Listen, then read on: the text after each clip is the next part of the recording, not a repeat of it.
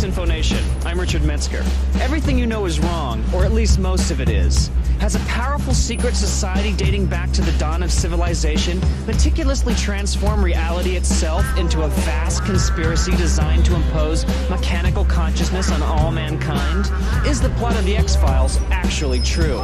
And what's with all this eye in the triangle stuff? On tonight's show, I'll visit the father of conspiracy culture, iconoclast icon and underground legend, author Robert Anton Wilson, and ask him a few pointed questions about secret societies, Bill Clinton's conspiracy connection, the 23 Enigma, and bogus rumors being spread in the mass media about Timothy Leary being an FBI stool pigeon. All this and a lot more, next on Disinfo Nation. Burger, fries, value. There's never been a better time to buy. Your living room is the factory. The product being manufactured is you. There's burger, fries, value.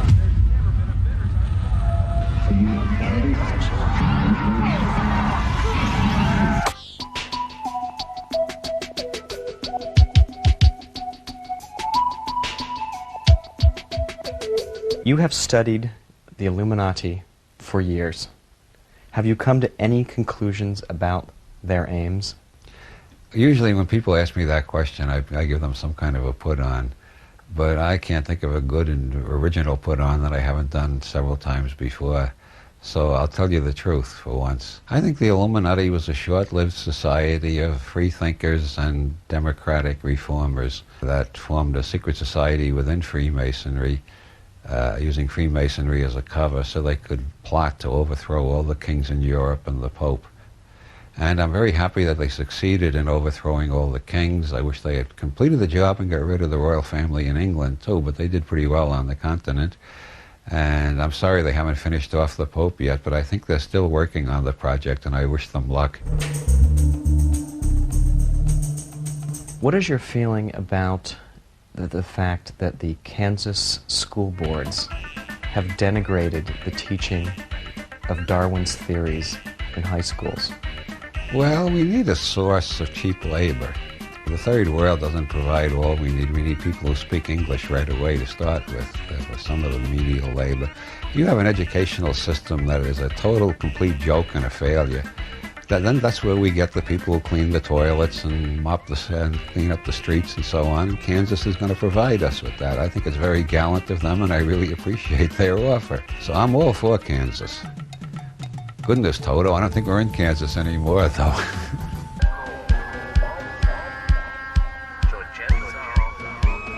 With something like the X-Files or Art Bell's conspiracy radio show becoming so popular in the American culture, conspiracy theory obviously is being talked about everywhere, and people are not trusting the government or the media or this and that. On the other hand, they believe anything.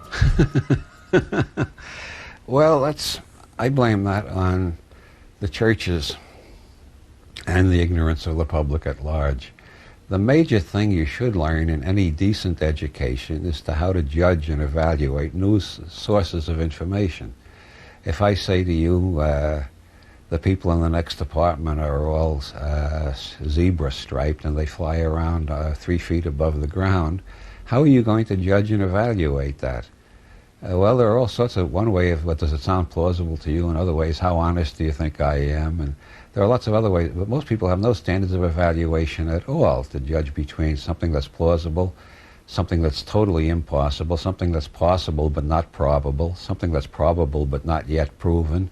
They don't have those distinctions because any teacher in the United States, and I think in most Christian countries, any teacher who's caught trying to teach children how to judge statements, immediately the whole school board, all the parents, and especially the local clergy come down on his case, and he or she gets fired, thrown out on their ass, has to find work in another field. You can't teach children to think. It's against the law. So of course nobody has any standards how to judge whether Martians are in the White House or General Motors owns the president, or whether there are fetuses of extraterrestrials at Fort Bragg, or They have no standards by which to judge, so they judge by whoever they heard speak most recently. Oh, that must be the truth. I just heard it 5 minutes ago. They don't have an attention span that goes more than 10 minutes. And that's because they've never been taught how to use their brains. I used to advertise my seminars as how to use your brain for fun and profit. Most people don't even know how to use it for fun, much less than how to use it for profit.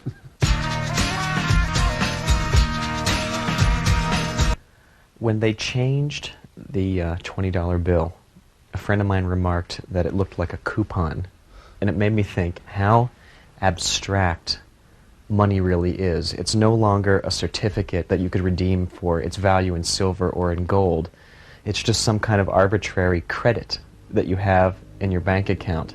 Obviously, there's a sort of a belief in the monetary system that keeps it afloat. What would happen if everybody just stopped believing in money? If everybody went to the bank and took out their money, the whole damn system would collapse, because the banks are allowed by law to loan 8 times as much as they have on deposit. That's considered safe because it's unlikely that everybody will go in and take their money out all at once. Actually, according to Penny Lernow, in a very good book on modern banking called In Banks We Trust, they habitually loan more than 8 times what they've got on deposit, a hell of a lot more than 8 times. When the SEC catches them, they get fined, and the case is not publicized, not just because the bankers own the government, but because if they did publicize it, it might start a run on the banks and the whole system would fall down like it did in the 1930s.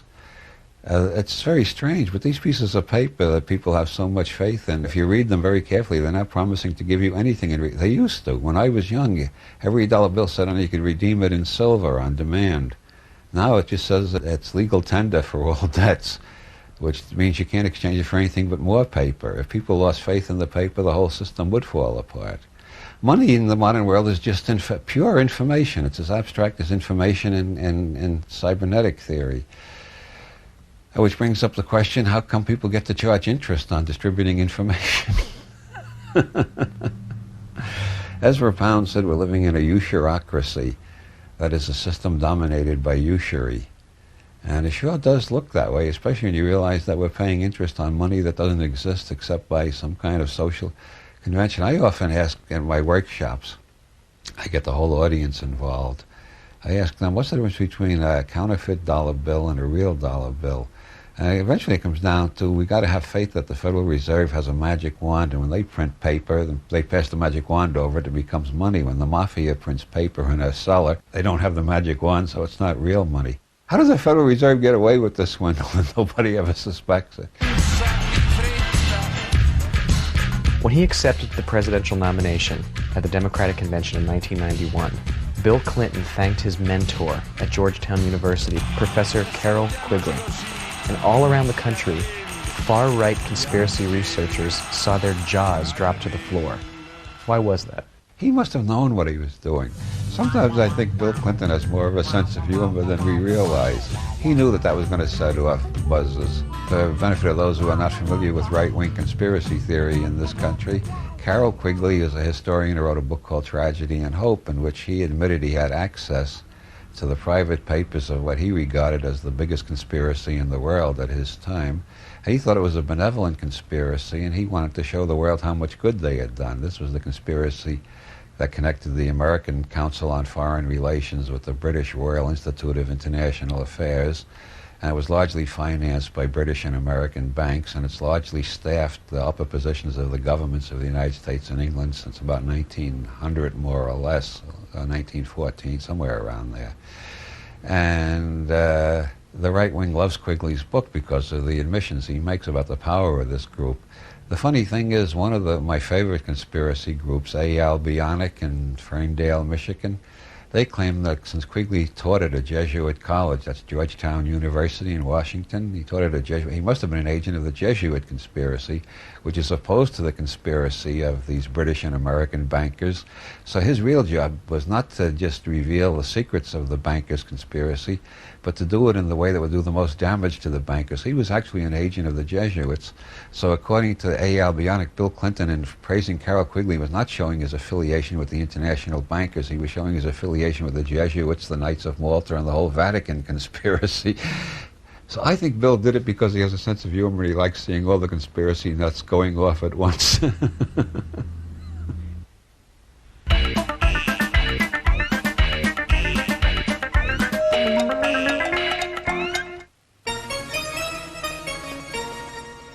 Bob, why is the millennium significant?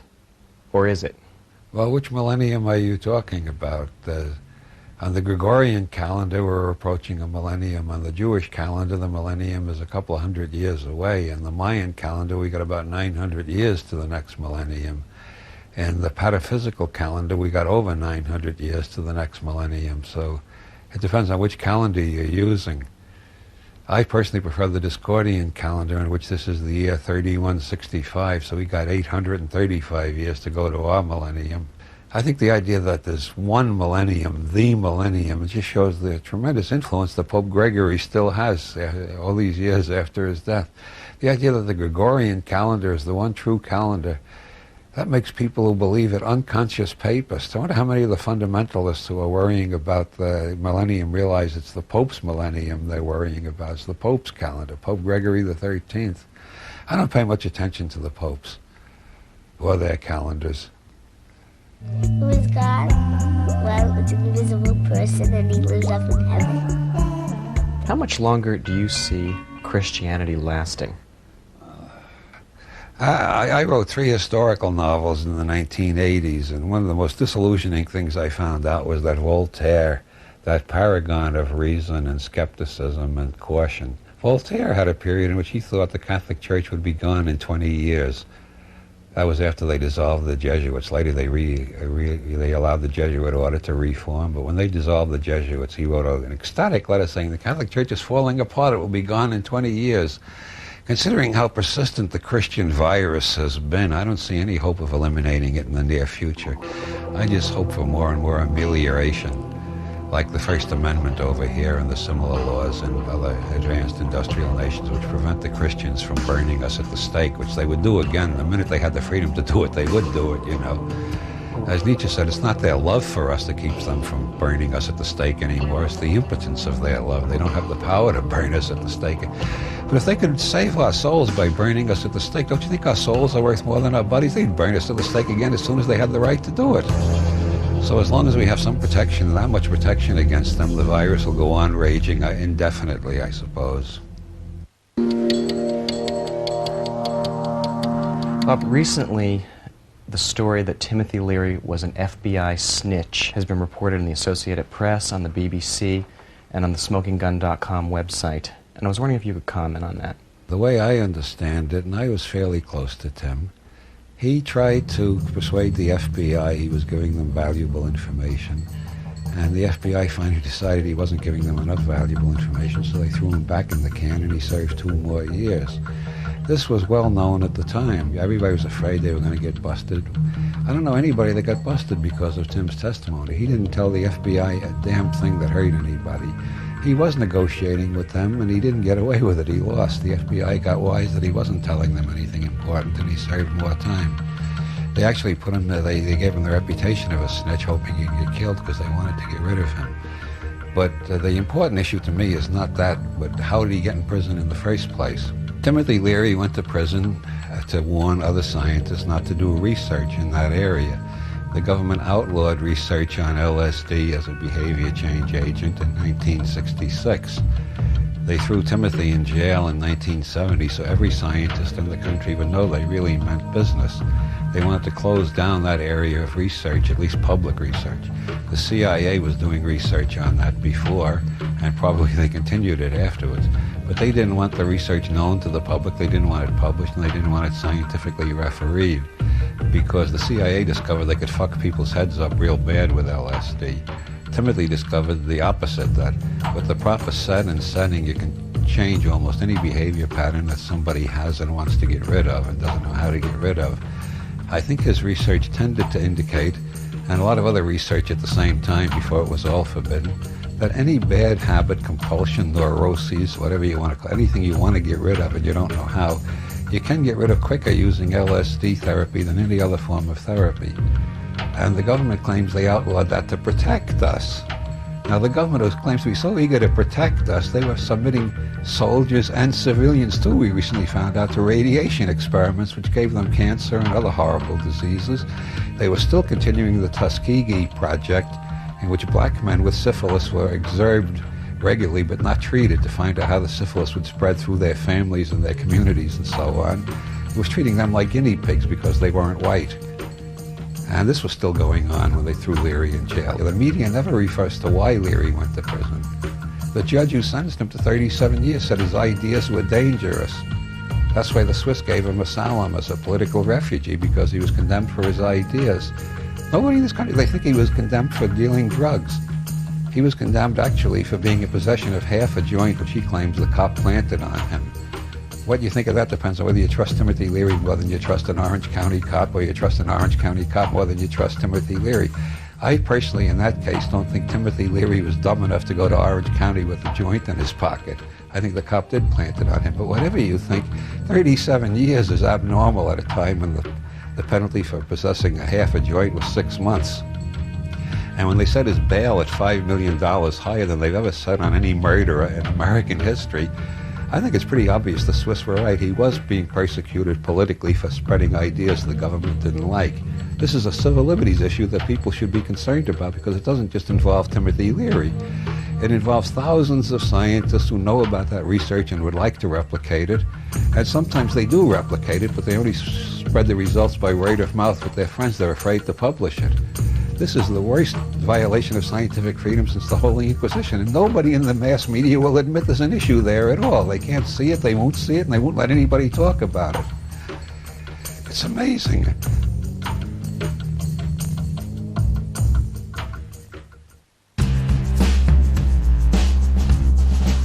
Why is Aleister Crowley still important?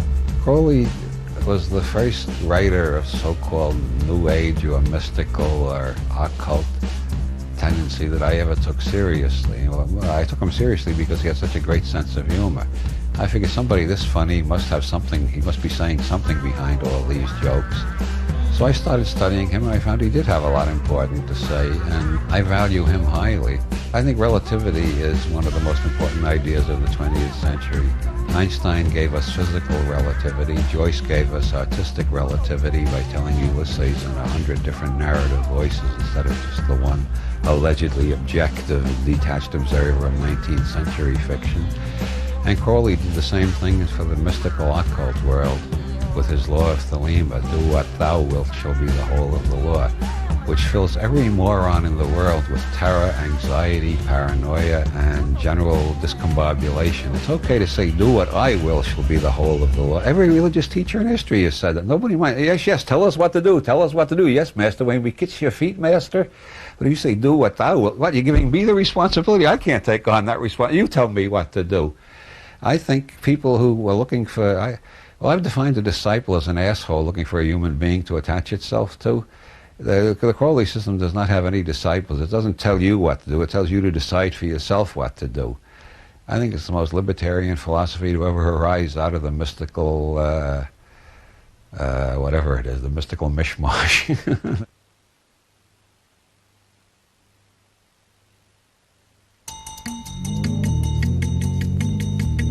What is the 23 Enigma? Well, the 23 Enigma, did I start to sound a little like Burroughs then? I thought I did. Well, the 23 Enigma, Burroughs told me about the 23 Enigma back around 65.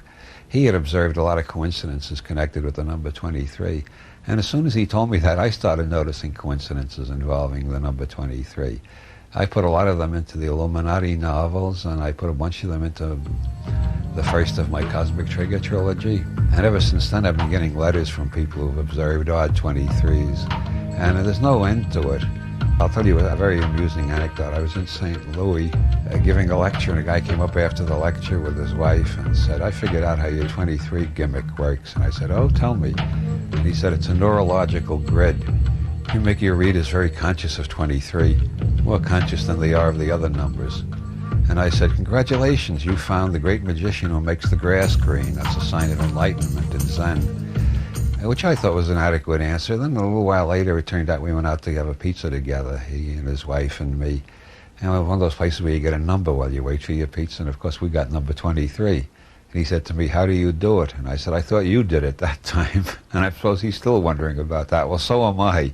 It just happens, that's all. It's the enigma. Why does it keep happening? And neurological grid is part of it, but that's not all of it.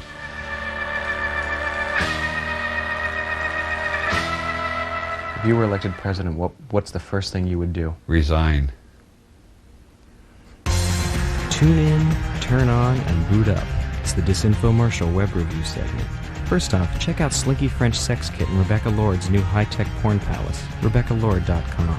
It's one of our favorite internet sleaze sites, aside from the fact that she programs it herself, for her unintentionally funny movie reviews, which are written in this kind of English. Lord also performs several times a week live on the internet with a down-and-dirty closed-circuit strip show, costing her slobbering fans a mere $69 a pop. Or something like that. Rebecca Lord reminds us of a character taken straight out of The Invisibles. Comic bard Grant Morrison's classic underground series takes graphic storytelling deep into the new millennium with a mind-blowing plotline that makes X-Files look very tame in comparison. Time travel, the apocalypse, secret societies, chaos magic, and transvestite voodoo priestesses are just a few of the elements you'll find in the pages of The Invisibles. And if you've missed a few issues, La Bombe, a well-designed fan site, can help you catch up before it's too late. Plot lines, character bios, and cover art make this site a must for anyone following what we think is the best comic around, The Invisibles.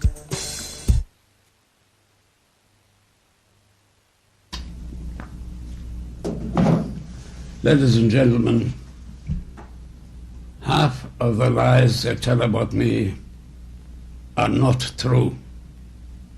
The only truth is my long life is about to end, and my long death about to begin.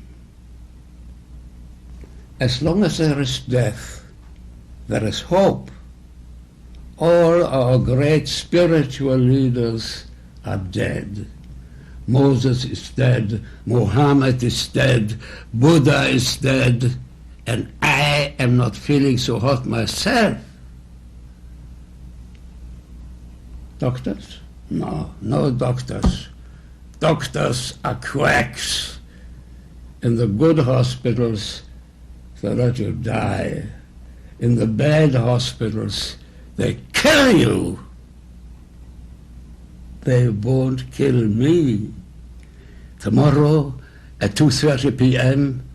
near West 76th Street, I shall throw myself into the Hudson, and shortly thereafter I shall reappear on the coast of New Jersey as a white swan. It will be a miracle, and there will be dancing in the streets. The establishment hushes it up. Of course. Of course.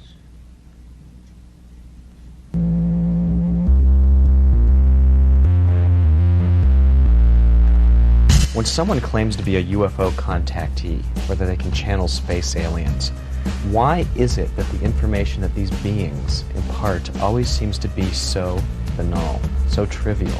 Well, I wondered about that a lot, and I think that's because what they're channeling is another part of their own brain, and they have pretty banal brains. Most of it sounds like Hallmark greeting cards, which is why I don't believe it's coming from outer space. I think anybody who has a technology advanced enough to either come here in spaceships or transmit information here by means we don't understand would have something better to say than peace is better than war, or good is better than evil because it's nicer, or things like that. You should live green. Yeah.